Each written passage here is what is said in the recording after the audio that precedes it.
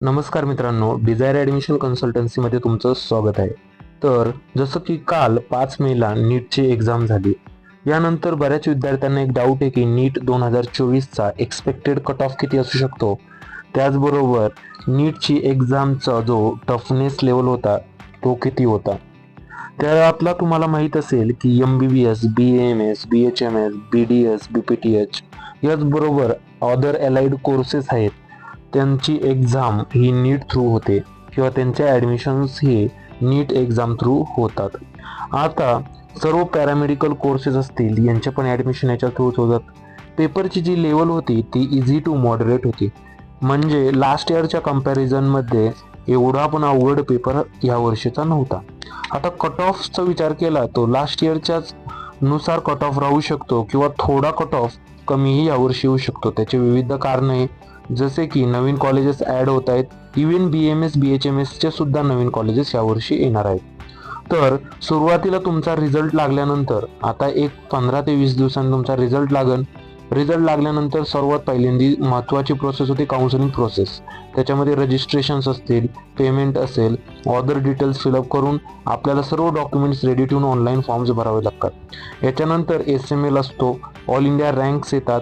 Registration झाल्यानंतर एकदा आपल्याला स्टेट मेरिट लिस्ट नंबर समजला तर अजून कुठे आपलं ॲडमिशन होऊ शकतं हे महत्त्वाचं असतं. तर कॅप राऊंड्स होतात. एखाद्या कॉलेजमध्ये जर आपलं ॲडमिशन झालं BMS BHMS त्याच्यानंतर BDS असेल तर आपण तिथे कॅप राऊंड फर्स्ट पासून कॅप राऊंड सेकंड पर्यंत बेटरमेंट करू शकतो. कॉलेज इन्क्रीज सुद्धा करू शकतो. या सर्व गोष्टी या ॲडमिशन प्रोसेसमध्ये खूप इम्पॉर्टंट आहेत. आता याच्यानंतर दुसऱ्या गोष्टींचा विचार केला तर कॉलेजमध्ये ॲडमिशन घेतल्यावर कॉलेज कोणत्या लेवलचं आहे, तिथे स्कॉलरशिप भेटते का, हॉस्टेल कसं आहे, मेस कसं आहे, कॉलेजमध्ये फॅकल्टीज आहेत का, हॉस्पिटलमध्ये पेशंट आहेत का, या सर्व गोष्टींचा विचार आपल्या कॅन्डिडेटच्या भविष्यासाठी आपल्याला करावा लागतो. कारण की एखाद्या चुकीचं कॉलेज जर अलोट झालं तर त्याचा पश्चाताप हा आपल्याला आयुष्यभर असतो. म्हणून एक चांगल्यातलं चांगलं कॉलेज निवडणं ही खूप महत्त्वाची गोष्ट आहे. तर पेपरची लेवल तर इझी टू मॉडरेट होती. कट ऑफ जास्त पण वाढणार नाहीये. कट ऑफ हा यावर्षी कमीच राहणार आहे. कारण की MBBS चे पण खूप जास्त कॉलेजेस यावर्षी येत आहे. त्याचबरोबर BMS चे सुद्धा येत आहे.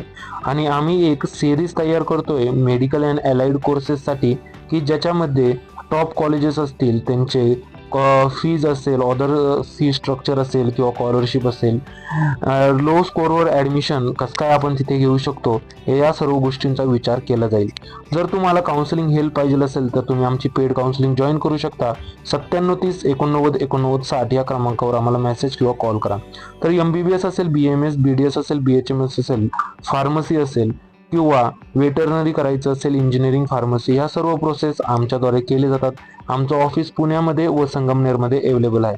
2000+ समाधानी विद्यार्थी व पालक यांचे आम्ही ॲडमिशनही करून दिलेले आहे.